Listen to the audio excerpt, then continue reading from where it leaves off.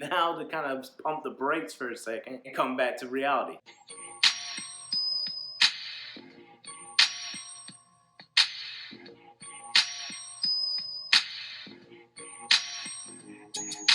Hey guys, happy Sunday to you. Well, technically speaking, this is going to be Monday that is being uploaded to. It is technically August 9th, and so when you'll be seeing this is August 10th. So it's been about over a week since I've last uploaded, and so a lot of things between that time has transpired since I've last technically filmed anything or edited anything. It's been about 2 weeks. I was good about getting everything scheduled ahead of time, and so a little bit about what's been going on over the last 2 weeks to kind of fill you in as to where I've been. First, I want to say I'm sorry, but at the same time, you'll understand why I had to take a leave of absence for about a week. Hopefully, you'll be respectful and you will understand what I'm going through and everything that's going on. At the same time, hopefully, if you're sympathetic, you'll be sending some good vibes my way because we all need them nowadays. The last 2 weeks, there has been a whirlwind of information, a whirlwind of events that have happened. 2 Sundays ago, after my last upload, I was in the hospital. And you guys have heard of my ongoing gout issues. If you're new to the channel, you can go back a couple years ago when I first had it. Gout's a very serious health issue for people who suffer from it. For you guys that do have it or know people that have it, you know that they suffer immense pain at times. Although my diet isn't the healthiest, and although I haven't just cut everything out. Ever since having the attack or the start of the attack, I've cut down on everything that I could think of. I started to feel better on that Sunday. My wife and mother-in-law were out at her great uncle's house who recently passed and was basically getting everything in order. I was left here looking after the dogs, and I remember watching Zombo on Hulu. And why this is such a vivid memory of mine, just reliving it right now, thinking about it, is for the first time ever before, the gout that usually sits in my foot, that targets my foot, started coming up to my knee. I used to play football way back when, played in high school, played in college, and the only true, really bad injury I had that was lingering was a MCL tear. Now, with that said, every now and then, my knee hurts just because the change of pressure or if I do something and don't properly heal it. So I was sitting there, I was laying on the couch and I started to feel a little bit of pain. I go to ice it because, I know that icing will numb the pain and decrease inflammation. Later on, keeps building up, keeps building up, keeps building up, keeps building up the pain. And it gets to the point where it goes from my knee to what feels like my lower abdomen and my side. Not ever having this issue before, not ever feeling this pain, I was a little bit nervous, but I was trying to put on a brave front because I didn't want people to worry about me. I didn't want to put people in a bad spot. When my wife got home, I explained to her what was happening. I drank a couple of beverages that is supposed to help with gouts because I really thought it was just a very acute gout attack, and I ran a bath. There are times where I've read that gout and drinking as much as I was drinking can lead to a UTI. And so what I thought was a UTI, seeing that a bath could help as well as cranberry juice and other things, I took a bottle of water with me, ran me a really hot bath, and I laid in it. It's the only ease of pain that I had for a while. I get out, dry off, and started feeling ill, to the point where I had to sit down, try to use the bathroom, had trouble using the restroom, and got to the point where I was heaving up things. So I yelled down to my wife to bring me a bucket. She came up and got to the point where I was still on the toilet, unable to move because I was using the restroom, but at the same time, I was vomiting. And all it was the water, it was bile, it was everything I had in my system. Looking back at it right now, it wasn't the nicest to my wife, who was only there to help. So it's been about over a week since I've last uploaded, and so a lot of things between that time has transpired since I've last technically filmed anything or edited anything. It's been about 2 weeks. I was good about getting everything scheduled ahead of time, and so a little bit about what's been going on over the last 2 weeks to kind of fill you in as to where I've been. First, I want to say I'm sorry, but at the same time, you'll understand why I had to take a leave of absence for about a week. Hopefully, you'll be respectful and and I can understand where she's coming from. I'm worrisome because if she was in that same situation, I would want to know what I could do to help. But honestly, there was nothing that we could have done within that time. It got to the point where I held off to the point where I couldn't take any more of the pain. I had to go into the emergency room because I was in such anguish. Before entering the ER, took some medicine that my wife gave me that's supposed to help with UTIs. They admitted me. She was unable to come back, so it was literally just me in the back. You know, they brought me in right away. My height, weight, my vitals, put me on an IV. We were talking about the symptoms that I was going through, and either it could have been the worst the worst acute UTI they've ever heard of. But the symptoms I was describing and the pain I was feeling led them to believe that I had a kidney stone. At the age of 31, these health issues are not really something that someone deals with at such a young age. I apologize immensely to my family, to my wife, to my mother-in-law, to everybody that was worried about me, because I felt like at the time it's solely my fault. And in one sense of the way, it is my fault for not cutting out completely the diet stuff, the foods that could increase it, but at the same time, just it happens, and there's some things that you can't control, but you want to. While I was at the hospital, I might have been there for at most an hour and a half, 2 hours. They took a CAT scan throughout my body. They pushed the little iodine liquid through my system, and to see if there's any blockages, to see if there's any issues with my kidneys, and it all came back relatively healthy. It was a kidney stone that they saw, but it wasn't going to be the source of my issue because kidney stones only hurt when they're passing through the system. The doctor came in, explained to me that it must have passed while I was in between transport, that I did use the restroom when I got there, and I did use it before going into the CAT scan, so that could have been when it passed. I remember seeing little, it looked almost like little shaved, pieces of rock in the urine test that they gave me, which came in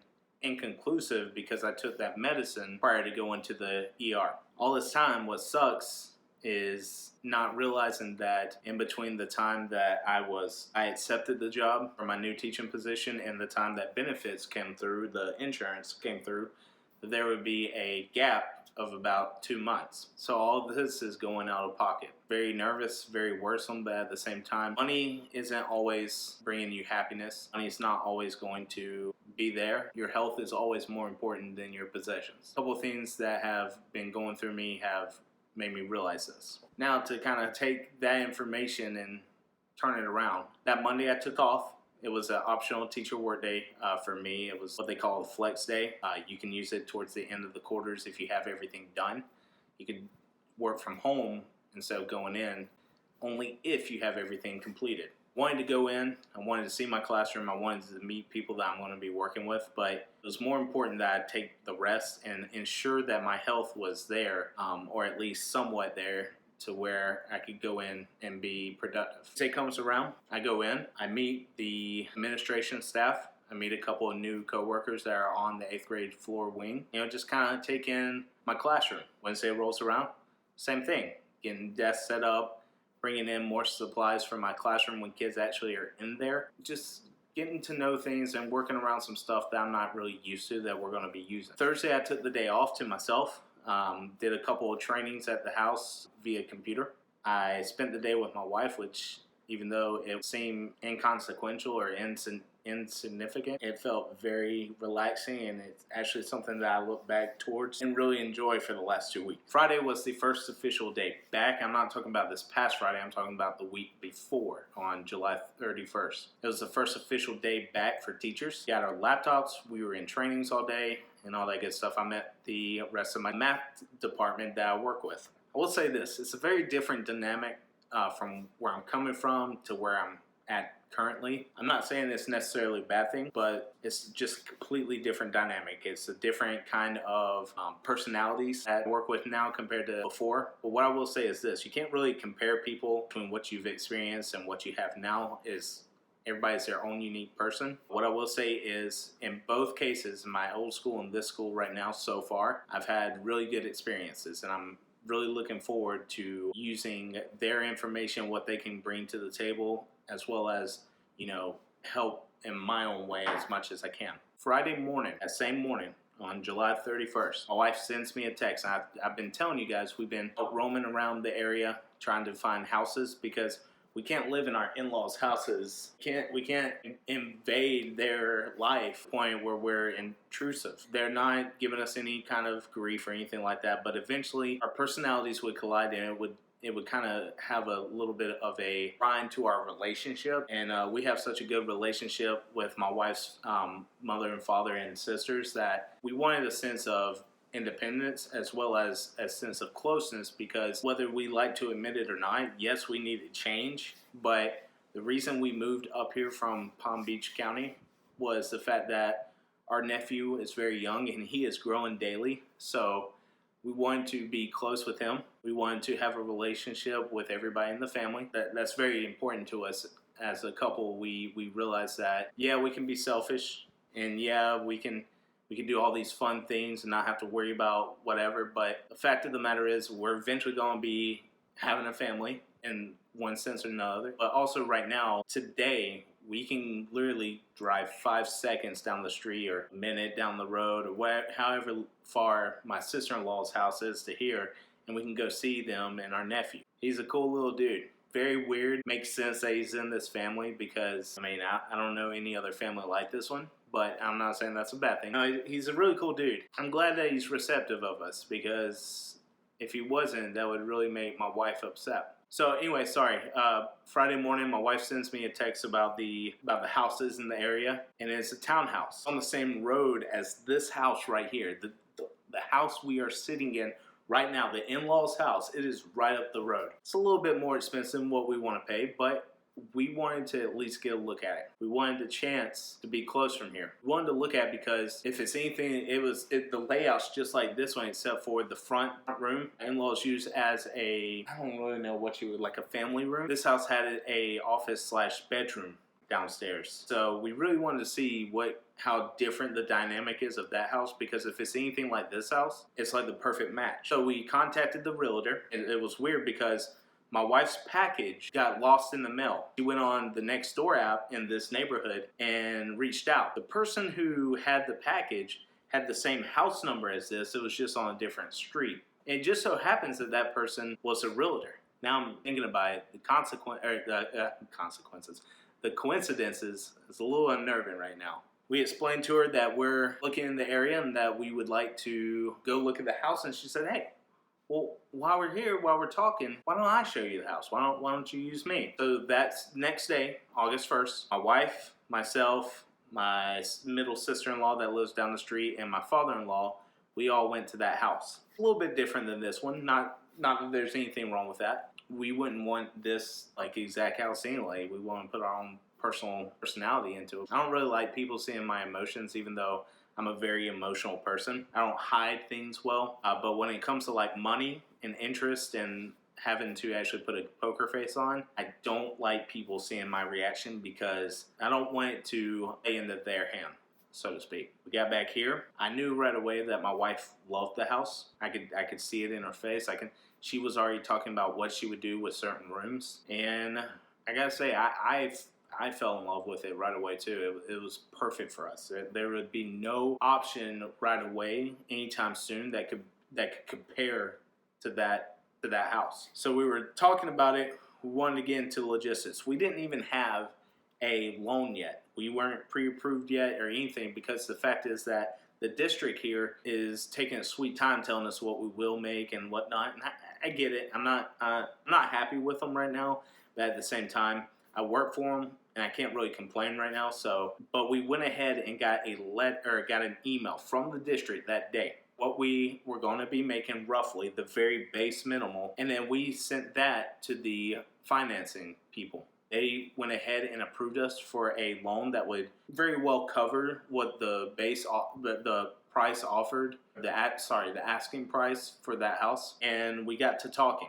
Townhouses around here don't go up for sale many times. When they do go up for sale, it's a bidding war between people because it's what people want around here. We knew that this area was where we would want to be, roughly. Put in a very aggressive offer. Our realtor said, if you're going to come with the offer, you need to make it the best offer you have. It's not necessarily going to be approved, or it's going to be the one they pick, but you need to come with the best offer you have. We went up a little bit higher than what I was comfortable with putting into the offer, but we felt that it was the best chance that we would get this house. We wrote a letter of why we wanted to be here. We did the official offer, and then something else I can't remember exactly, but it was that day that they were looking at offers. We knew we were going to hear either it was accepted or it was going to be declined, and we were going to be okay with it. We looked to our sister-in-law who works in communications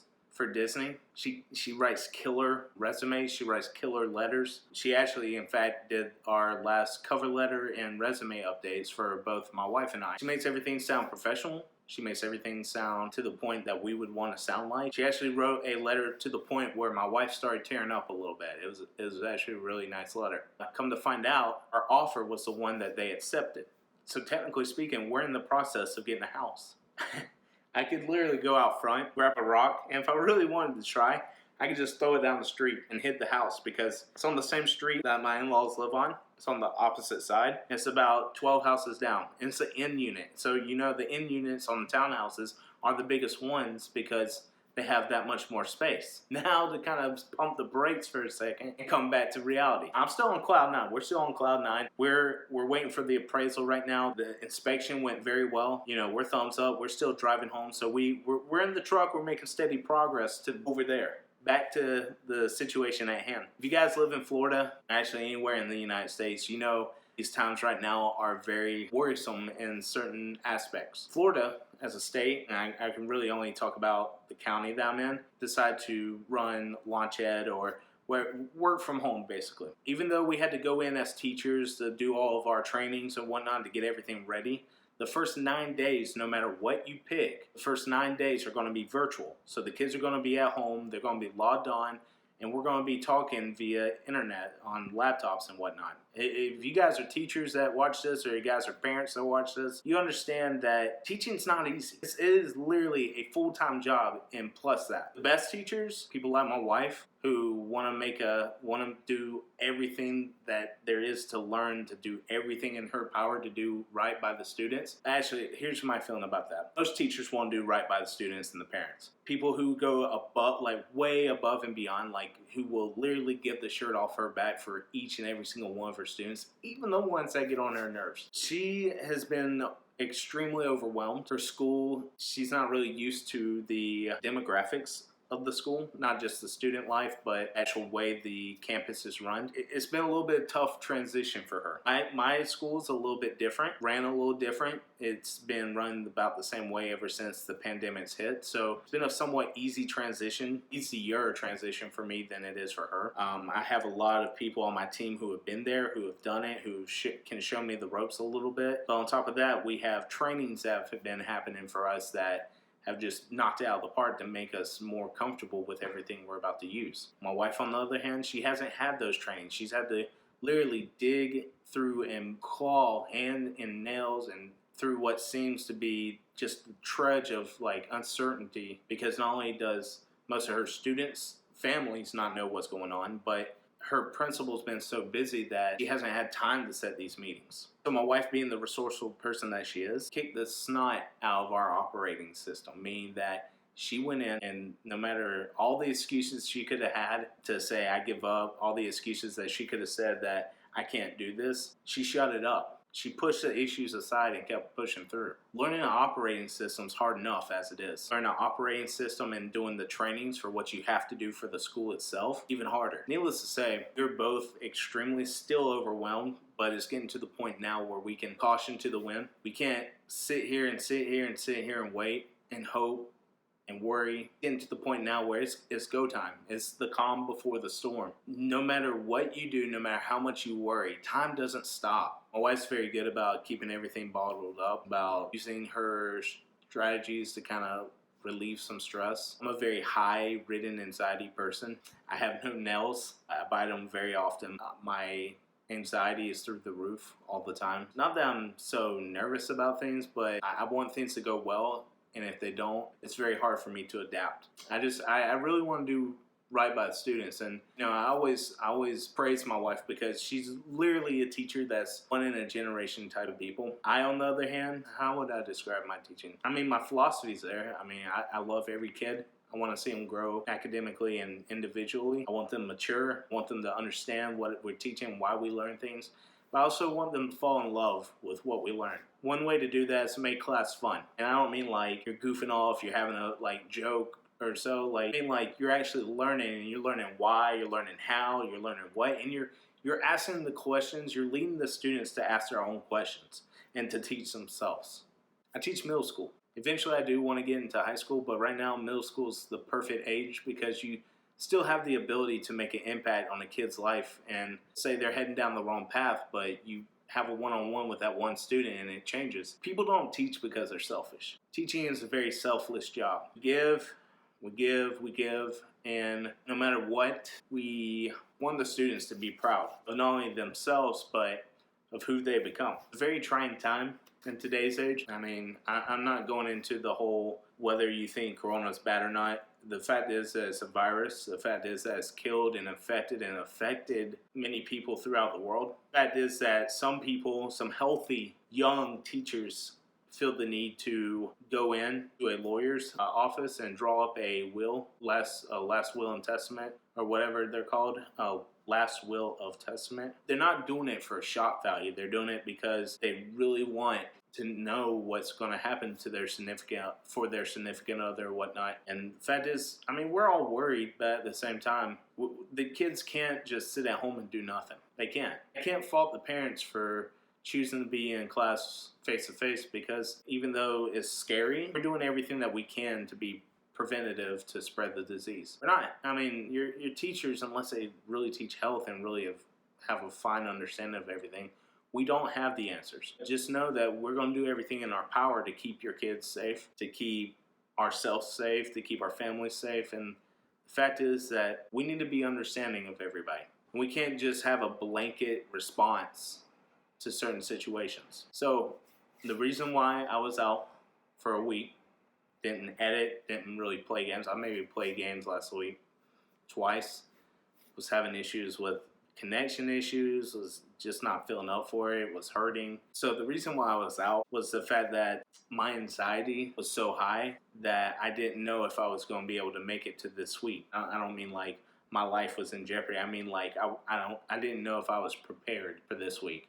And I've told you guys before, my job, my profession, especially as a teacher, you guys, I've worked some jobs that I've hated, but as an educator, I'm not going to put anything in jeopardy for that job. And I had to get everything I needed done, or at least a little bit understood, so I can have something for the students and something for the school ready for this coming week. I would come home tired after looking at a screen for hours, doing lesson plans, doing all this crazy stuff. Got to the point where it was too much. So it was either me losing the love for creativity, losing the love to connect with people, and just pushing out things I wouldn't be happy with, or take a week off, get everything you need, and then get your ducks in a row, and then come back strong, come back healthy, come back refreshed, and do your thing. That's what I chose. So for you guys that expected something Monday, Wednesday, and Friday, it's coming back. I promise. For you guys that said, screw you, that's not cool, I get what you're saying, but at the same time, you should respect the people creating their content, and you should respect the people as a person and understand that what you normally see on videos aren't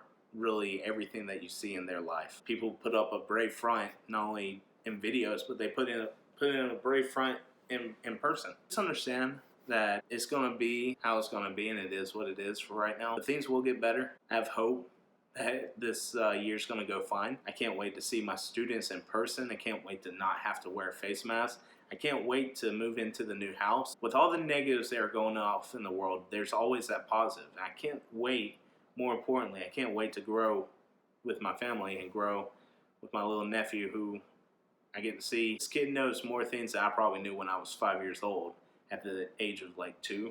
This is incredible. I don't know if I hit recording. If I didn't, this was therapeutic at least. If I did, you guys are seeing this, and hope you have a great Monday. I'm going to let the outro take it here. Make sure to like if you did, comment if you want, subscribe if you haven't. Check out some other videos, because the fact is that they're all not like this. Some are vlogs, some are gameplays, some are just whatever. But regardless, I'm happy with them all, and thanks for coming out.